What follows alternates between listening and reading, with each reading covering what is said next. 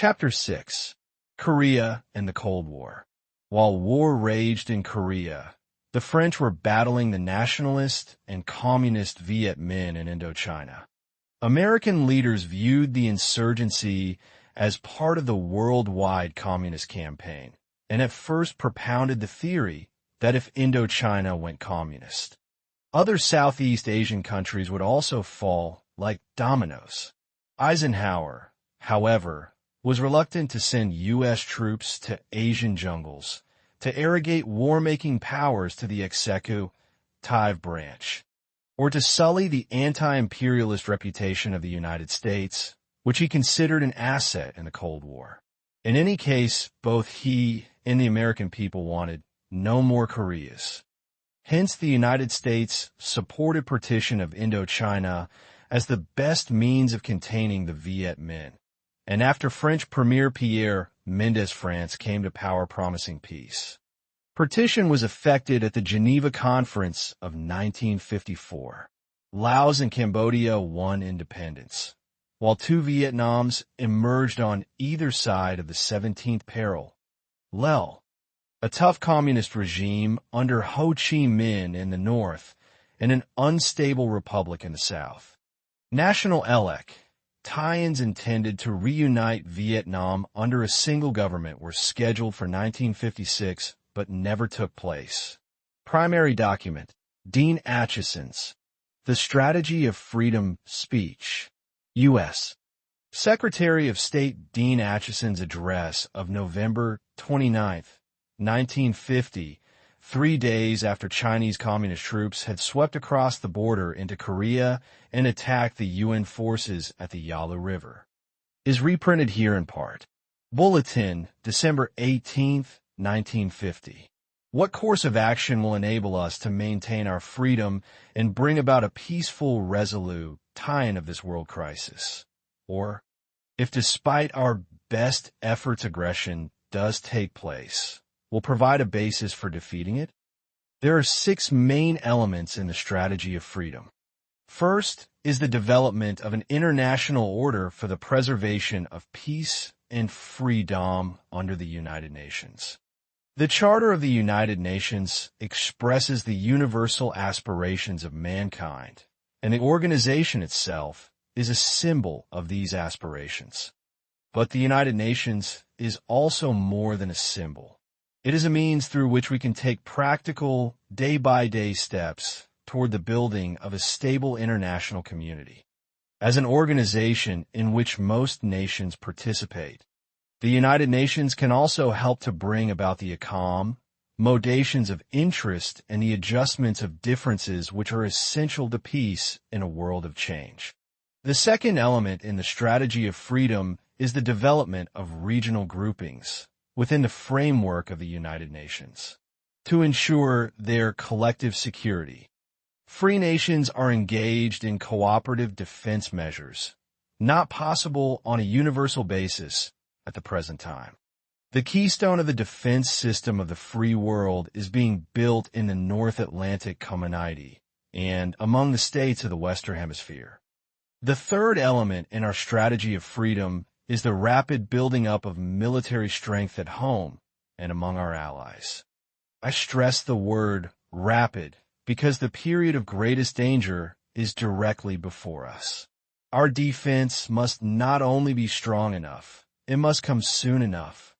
The fourth element is economic cooperation. This has a dual character.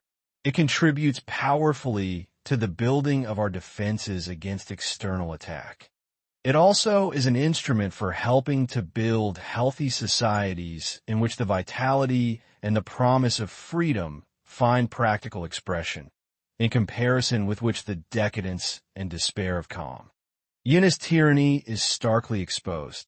The fifth element in the strategy of freedom is a readiness at all times to negotiate just settlements of international disputes and to find just accommodations of conflicting interests.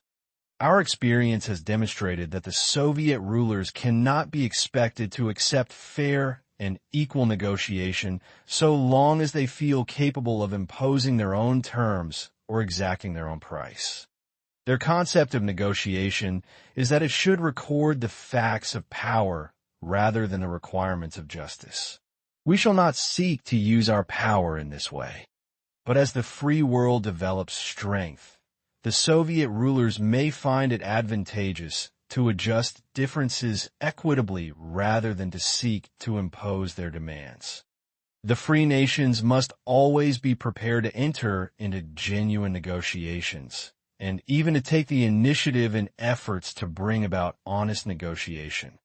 The sixth element in the strategy of freedom is a firm adherence in all our actions, at home and abroad, to the moral values which give meaning to our lives. These are the elements of our national foreign policy of the strategy of freedom. This is the course by which we seek to avoid war and to secure peace. No one can guarantee that war will not come. The present crisis is extremely serious. Whether reason will prevail is only partly for us to decide. We must hope and strive for the best while we prepare for the worst. When the United States assumed France's former role as South Vietnam sponsor, another potential Korea was indeed created as the beginnings of the Vietnam War unfolded. The Korean War and a new administration brought significant changes in U.S. strategy. Eisenhower believed that the Cold War would be a protracted struggle and that the greatest danger for the United States would be the attempt to spend itself to death. If the United States were obliged to respond to endless communist-instigated brushfire wars, it would soon lose the capacity and will to defend the free world. Hence Eisenhower and Secretary of State John Foster Dulles determined to solve the great equation, balancing a healthy economy with only what was essential by way of military force. Their answer was a defense policy whereby the United States would deter future aggression with its airborne nuclear threat. As Dulles put it, the United States reserved the right to reply to aggressors, shown with massive retaliatory power at places of its own choosing, and implement this policy. Eisenhower cut overall defense spending by 30% over 4 years, but beefed up the Strategic Air Command. The diplomatic side of this new policy was a series of regional pacts that linked the United States to the Count, tries that outlined the entire Soviet bloc. Truman had already founded the NATO alliance, the ANZUS Pact with Australia and New Zealand, 1951, the Pact of Rio with Latin American nations, 1947, and the Defense Treaty with Japan, 1951. Now Dulles completed an alliance, Tim linking the 1954 Southeast Asia Treaty Organization, SEATO, stretch from Australia to Pakistan to the 1955 Baghdad Pact Organization, later the Central Treaty Organization, CENO, stretching from Pakistan to Turkey, to NATO, stretching from Turkey after 1952 to Iceland. Dulles viewed the post-war world in the same bipolar terms as had Truman and, for that matter, Stalin. Asian independence, however, not only expanded the arena of the Cold War, but also spawned the third path of non-alignment. In April 1955, delegates from 29 nations attended the Bandung, Indonesia Afro-Asian Conference, which was dominated by Jawaharlal Nehru of India, Gamal Abdel Nasser of Egypt, and Sukarno of Indonesia. In theory, the delegates met to celebrate Cold War neutrality and an end to the old age of the white man. But in fact, they castigated the imperialist West and praised or tolerated the USSR. Although most of the banding leaders were sloganeering despots in their own countries, the move meant captivated the imagination of many guilt-ridden Western intellectuals. Primary document: John Foster Dulles' Containment or Liberation Testimony. It was no secret that Eisenhower would name John Foster Dulles as his Secretary of State, and as the new president, he wasted no time in confirming everyone's expectations. Dulles was asked to testify on the policies that he would follow in response to the communist challenge and concern, ing, which he had given many hints in the past year. To the Senate Foreign Relations Committee on January 15, 1953, 5 days before the new administration took office. Portions of Dulles' testimony are reprinted here. Nomination of John Foster Dulles. Secretary of State Designate. Hearing before the Committee on Foreign Relations, U.S. Senate, 83 Congress, 1 session, Washington, 1953. There are a number of policy matters which I would prefer to discuss with the committee in executive session, but I have no objection to saying in open session what I have said before, namely, that we shall never have a secure peace or a happy world, so long as Soviet communism dominates 1/3 of all of the peoples that there are, and is in the process of trying at least to extend its rule to many others. These people who are enslaved are people who deserve to be free, and who, from our own selfish standpoint, ought to be free, because if they're the servile instruments of aggressive despotism, they will eventually be welded into a force which will be highly dangerous to ourselves and to all of the free world. Therefore, we must always have in mind the liberation of these captive peoples. Now, liberation does not mean a war of liberation. Liberation can be accomplished by processes short of war. It must be and can be a peaceful process. But those who do not believe that results can be accomplished by moral pressures, by the weight of propaganda, just do not know what they are talking about. I ask you to recall the fact that Soviet communism itself has spread from controlling 200 million people some 7 years ago to controlling 800 million people today. And it has done that by methods of political warfare, psychological warfare, and propaganda. And it has not acted to use the Red Army as an open aggressive force in accomplishing that. Surely what they can accomplish, we can accomplish. Surely if they can use moral and psychological force, we can use it. And to take a negative defeatist attitude is not an approach which is conducive to our own welfare or in conformity with our own historical ideas. The threat of Soviet communism, in my opinion, is not only the gravest threat that ever faced the United States, but the gravest threat that has ever faced what we call Western civilization, or indeed, any civilization which was dominated by a spiritual faith. Soviet communism is atheistic in its philosophy and materialistic. It believes that human beings are nothing more than somewhat superior animals, that they have no soul, no spirit, no right to personal dignity, and that the best kind of a world is that world which is organized as a well-managed farm is organized, where certain animals are taken out to pasture, and they are fed and brought back and milked, and they're given a barn as shelter over their heads. And that is a form of society which is most conducive to the material welfare of mankind. That is their opinion. That can be made into a persuasive doctrine if one does not believe in the spiritual nature of man. If you do believe in the spiritual nature of man, it is a doctrine which is utterly unacceptable and wholly irreconcilable. I do not see how, as long as Soviet communism holds those views, and holds also the belief that its destiny is to spread those views throughout the world and to organize the whole world on that basis, there can be any permanent reconciliation. Chapter 7. Precursors to the Vietnam War.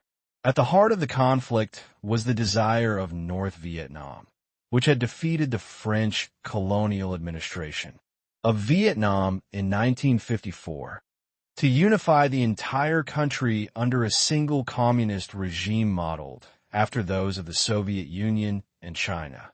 The South Vietnamese government, on the other hand, fought to preserve a Vietnam more closely aligned with the West. U.S. military advisors, present in small numbers throughout the 1950s, were introduced on a large scale begin Ning in 1961, and active combat units were introduced in 1965. By 1969, more than 500,000 U.S. military personnel were TO'd in Vietnam. Meanwhile, the Soviet Union and China poured weapons, supplies, and advisors into the north, which in turn provided support, political direction, and regular combat troops for the campaign in the south. However, the costs and casualties of the growing war proved too much for the United States to bear, and U.S. combat units were withdrawn by 1973. In 1975, South Vietnam, left vulnerable, fell to a full-scale invasion by the North. Vietnam colonized and divided. 1897 to 1955. The anti-colonial movement. The anti-colonial movement in Vietnam can be said to have started with the establishment of French rule. France's 19th century imperial expansion reached East Asia following the Sino-French War with China, when it established Indochina in 1887. This colonial regime gathered three Vietnamese regions under French rule: Tonkin in the north, Annam in central Vietnam, and Cochinchina in the south, as well as Cambodia. In 1893, France also incorporated Laos into its Southeast Asian colony, except in Cochinchina, the original Vietnamese Cambodian, and Laotian royal houses continued under a federal-type central government that had exclusive authority in foreign affairs, finance, defense, customs, and public works, and was headed by a French governor-general responsible to the French Minister for Trade. In Cochinchina, the administration was under a prefect and a French bureaucracy. However, many local officials of Cochinchina refused to collaborate with the French. Some led guerrilla groups, composed of the remnants of the defeated Vietnamese armies, and attacks on French outposts. A much broader resistance movement developed in Annam in 1885, led by the great scholar Phan Dinh Phung, whose rebellion collapsed only after his death in 1895. The main characteristic of the national movement during this first phase of resistance, however, was its political orientation toward the past, filled with ideas of pre-colonial Vietnam. Its leaders wanted to be rid of the French in order to re-establish the old imperial order. Because this aspiration had little meaning for the generation that came to maturity after 1900, this first stage of anti-colonial resistance did not survive the death of its leader. Modern nationalism. A new national movement arose in the early 20th century. Its most prominent spokesman was Phan Boi Chau, with whose rise the old traditionalist opposee, Thailand gave way to a modern nationalist leadership that rejected French rule, but not Western ideas, science, or technology. In 1905, Chau went to Japan. His plan, mildly encouraged by some Japanese statesmen, was to free Vietnam from the French with Japanese help. Chau smuggled hundreds of young Vietnamese into Japan, where they studied the Sai, INSS, and underwent training for clandestine organization, political propaganda, and terrorist action. Inspired by Chau's writings, nationalist intellectuals in Hanoi opened the Free School of Tonkin in 1907, which soon became a center of anti-French agitation, and consequently was suppressed after a few months. Also, under the inspiration and guidance of Chau's followers, mass demonstrations demanding a reduction of high taxes took place in many cities in 1908. Hundreds of demonstrators and suspected organizers were arrested. Some were condemned to death, while others were sent to Con Son, Polo Condor Island in the South China Sea, which the French turned into a penal camp for Vietnamese nationalists. Phan Boi Chau went to China in 1910, where a revolution had broken out against the Qing Manchu dynasty. There he set up a republican government, in exile to attract the support of nationalist groups. After the French arranged his arrest and imprisonment in China, 1914-17, however, his movement began to decline. In 1925, Chow was seized by French agents in Shanghai and brought back to Vietnam for trial. He died under house arrest in 1940. After World War I, the movement for national liberation intensified. A number of prominent intellectuals sought to achieve reforms by obtaining political concessions from the colonial regime through collaboration with the French. The failure of such reformist efforts led to a revival of clandestine and revolutionary groups, especially in Annam and Tonkin. Among these was the Vietnamese Nationalist Party, VietNam QuocDan Dang, founded in 1927 and usually referred to as the VNQDD. However, following an attempted military uprising against the French in 1930, the VNQDD was virtually destroyed. And for the next 15 years, it existed mainly as a group of exiles in China supported by the Chinese Nationalist Party, Kuomintang. In focus, Vietnam Quoc Dan Dang, Pe Vietnam Quoc Dan Dang, or Vietnamese Nationalist Party, was the first large-scale revolutionary nationalist organization in Vietnam. Founded officially in 1927, the VNQDD was modeled after the Revolutionary Nationalist Party, Kuomintang, of China. Its aim, like that of the Nationalist Party, was the establishment of a Republican democratic government free from foreign interference, gaining the allegiance of many military officers, as well as of the young intelligentsia. The VNQDD turned to terrorist activities in the late 1920s after the French repeatedly denied a chance to participate in the electoral process. Its most ambitious action, an event known as the Yen Bai Uprising, occurred on the night of February 9, 1930, when a military garrison at Yen Bai, a small town along the Chinese border, revolted against and killed their French officers, before the remainder of the country could follow suit. However, the French, who had been alerted, overwhelmed those involved in the uprising a day later. The mutinous troops were summarily executed. In fact, the French crushed the revolt with such severity that the VNQDD was destroyed.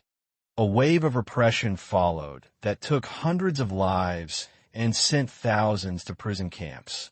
Many former members joined the newly formed Indo-Chinese Communist Party. Vietnamese communism. The year 1930 was important in the history of Vietnam for yet another reason. 5 years earlier, a new figure, destined to become the most prominent leader in the national movement, had appeared on the scene as an expatriate revolutionary in South China. He was Nguyen Ai Quoc, better known by his later pseudonym of Ho Chi Minh. In June 1925, Ho Chi Minh had founded the Revolutionary Youth League of Vietnam, the predecessor of the Indo-Chinese Communist Party.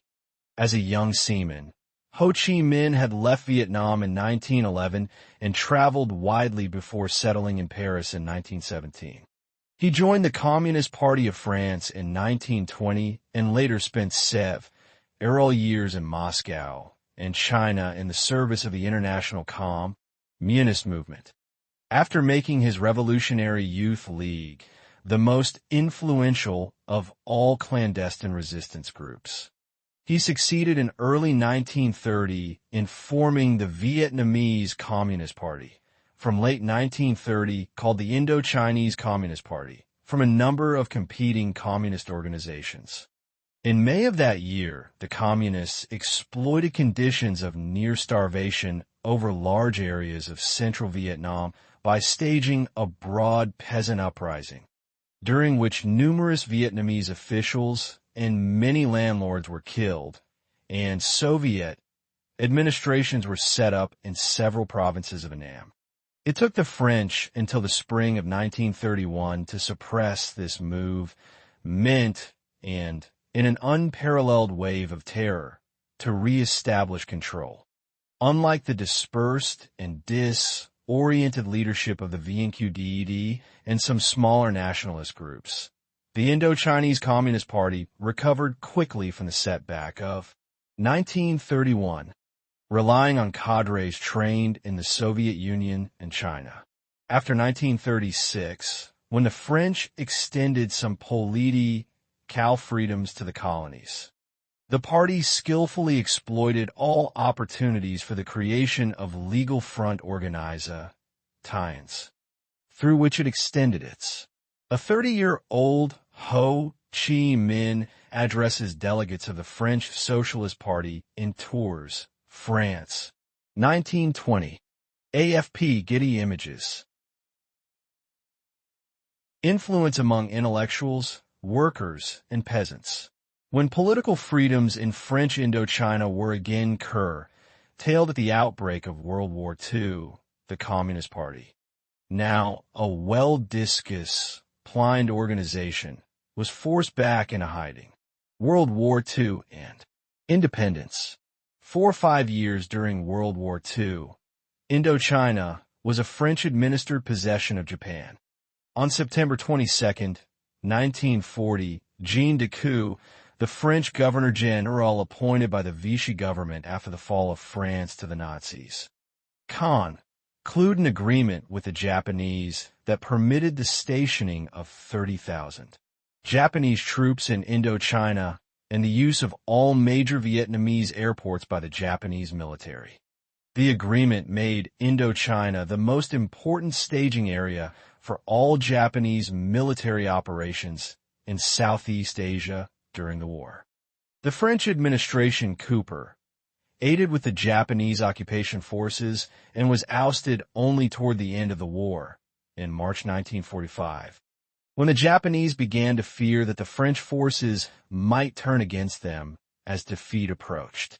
After the French had been disarmed, Bao Dai, the last French appointed emperor of Vietnam, was allowed to proclaim the nominal independence of his country and to appoint a Vietnamese national government at Hue. However, all real power remained in the hands of the Japanese military commanders. Meanwhile, in May 1941, at Ho Chi Minh's urging, the Communist Party formed a broad nationalist alliance under its leadership. This alliance was called the League for the Independence of Vietnam, which subsequently became known as the Viet Minh. Ho, returning to China to seek assistance, was arrested and imprisoned, won there by the nationalist government. After his release, he returned to Vietnam and began to cooperate with Allied forces by providing information on Japanese troop movements in Indochina.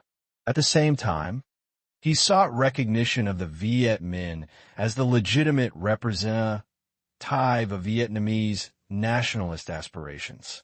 When the Japanese surrendered in August 1945, the communist-led Viet Minh ordered a general uprising, and, with no one organized to oppose them, they were able to seize power in Hanoi. Bao Dai, the Vietnamese emperor, abdicated a few days later and declared his fealty to the newly proclaimed Democratic Republic of Vietnam. The Communist Party had clearly gained the upper hand in its struggle to outmaneuver its disorganized rivals, such as the non-communist VNQDED. The French, however, were determined to restore their colonial presence in Indochina and, with the aid of British occupation forces, seized control of Cochinchina. Thus, at the beginning of 1946, there were two Vietnams, a communist North and a non-communist South. In focus, Viet Minh, the Viet Nam Doc Lap Dong Minh Hoi, Viet Minh, or League for the Independence of Vietnam, organization led the struggle for Vietnamese independence for French rule. The Viet Minh was formed in China in May 1941 by Ho Chi Minh, although led primarily by communists. The Viet Minh operated as a national front organization open to persons of various political persuasions. In late 1943, members of the Viet Minh, led by General Vo Nguyen Giap, began to infiltrate Vietnam to launch guerrilla operations against the Japanese, who occupied the country during World War II. The Viet Minh forces liberated considerable portions of northern Vietnam, and after the Japanese surrender to the Allies, Viet Minh units seized control of Hanoi and proclaimed the independent Democratic Republic of Vietnam. The French at first promised to recognize the new government as a free state, but failed to do so.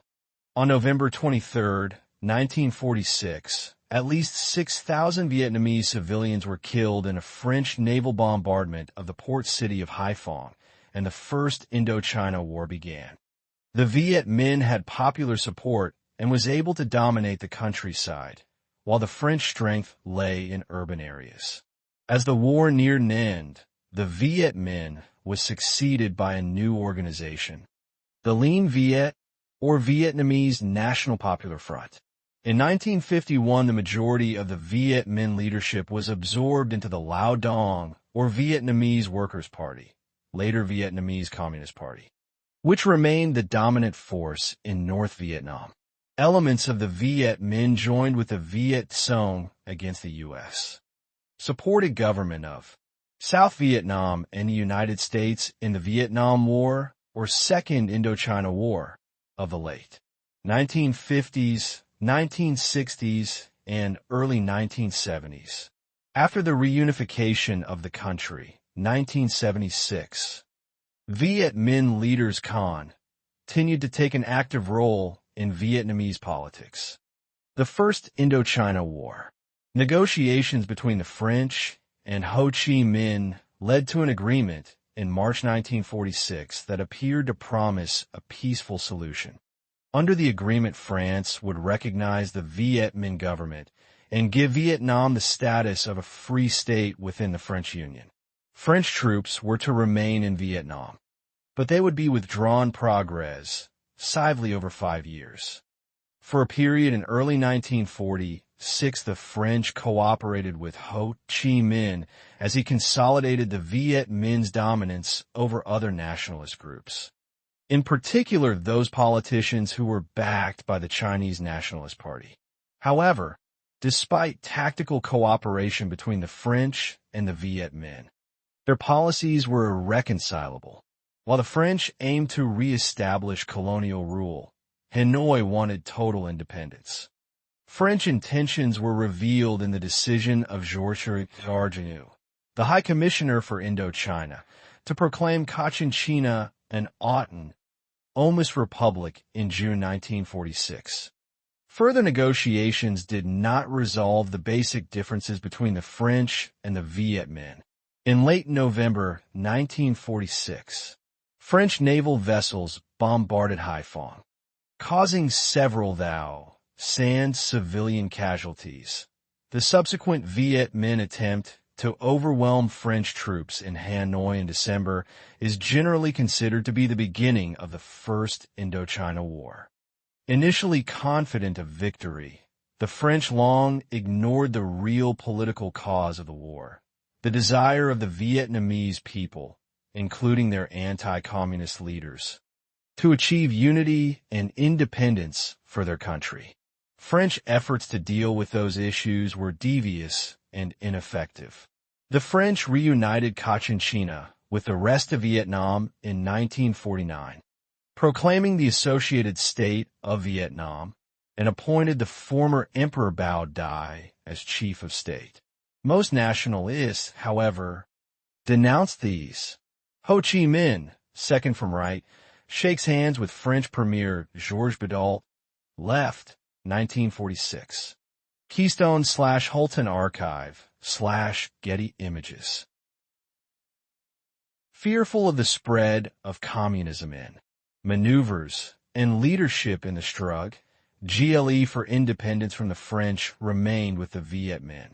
Meanwhile, the Viet Minh waged an increasingly successful guerrilla war aided after 1949 by the new Communist government of China. The United States, Asia, sent large amounts of aid to the French in the South. The French, however, were shaken by the fall of their garrison at Dien Bien Phu in May 1954 and agreed to negotiate an end to the war with the Viet Minh at an international conference in Geneva. In focus, Battle of Dien Bien Phu. The Battle of Dien Bien Phu was a decisive engagement in the First Indochina War. It consisted of a struggle between French and Viet Minh forces for control of a small mountain outpost on the Vietnamese border near Laos. The Viet Minh victory in this battle effectively ended the 8-year-old war between North Vietnam and their former colonizers. The battle was joined in late 1953 when French forces, who had been rapidly losing ground to the popularly supported Viet Minh, occupied the town of Dien Bien Phu in an attempt to cut the nationalist supply lines into Laos and to maintain a base for forays against enemy forces. Although the Vietnamese quickly cut all the roads into Dien Bien Phu, making it supplyable only by air, the French were confident of their position. They were thus taken by surprise when Giap surrounded the base with 40,000 men and used heavy artillery to break the French lines. Despite heavy U.S. aid, the base was overrun on May 7, 1954. With French forces in disarray after the battle, the French government sought an end to the fighting. An official settlement was negotiated at an international conference in Geneva. The French sense of national humiliation, particularly acute within the army, had lasting repercussions on French public opinion and contributed, along with later events in Algeria, to the downfall of the French Fourth Republic in 1958. The two Vietnams, 1954-65. The agreements concluded in Geneva between April and July 1954, collectively called the Geneva Accords, were signed by French and Viet Minh representatives and provided for a ceasefire and tempo, Rari division of the country into two military zones at latitude 17 degrees north, popularly called the 17th parallel. All Viet Minh forces were to withdraw north of that line, and all French and Associated State of Vietnam troops were to remain south of it. Permission was granted for refugees to move from one zone to the other during a limited time period. An international commission was established, composed of Canadian, Polish, and Indian members under an Indian chairman, to supervise the execution of the agreement. This agreement left the Democratic Republic of Vietnam, henceforth called North Vietnam, in control of only the northern half of the country. The last of the Geneva Accords, called the Final Declaration, provided for elections supervised by the Commission to be held throughout Vietnam in July 1956 in order to unify the country. However, because Viet Minh leaders appeared certain to win these elections, and the United States and the leaders in the South would not approve or sign the Final Declaration, the elections were never held. In the midst of a mass migration of nearly 1 million people from the north to the south, the two Vietnams began to reconstruct their war-ravaged land. With assistance from the Soviet Union and China, the Hanoi government in the north embarked on an ambitious program of socialist industrialization. They also began to collectivize agriculture in earnest in 1958. In the south, a new government appointed by Bao Dai began to build a new country. Ngo Dinh Diem, a Roman Catholic, was named prime minister and succeeded with American support in stabilizing the anti-communist regime in Saigon. He eliminated pro-French elements in the military and abolished the local autonomy of several religious political groups. Then, in a government-controlled referendum in October 1955, Diem removed Bao Dai as chief of state and made himself President of the Republic of Vietnam South Vietnam. Diem's early success in consolidating power did not result in concrete political and economic achievements. Plans for land reform were sabotaged by entrenched interests. With the financial backing of the United States, the regime's chief energies were directed toward building up the military and a variety of intelligence and security forces to counter the still influential Viet Minh. Totalitarian methods were directed against all who were regarded as opponents, and the favoritism shown to Roman Catholics alienated the majority Buddhist population. Loyalty to the president and his family was made a paramount duty, and Diem's brother, No Dinh Nhu, founded an elitist underground organization to spy on officials, army officers, and prominent local citizens. Diem also refused to participate in the all-Vietnamese elections described in the final declaration.